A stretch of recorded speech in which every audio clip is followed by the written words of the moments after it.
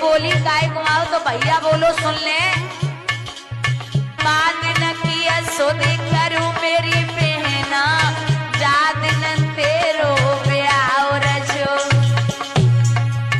बाद न किया सोदे करूं मेरी बहना, जाद न तेरो ब्याह रचो।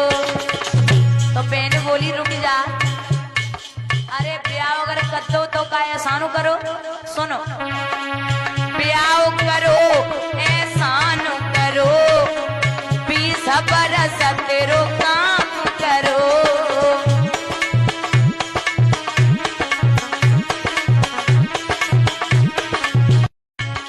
बहन बोली गाय घुमाओ तो भैया बोलो सुन ले।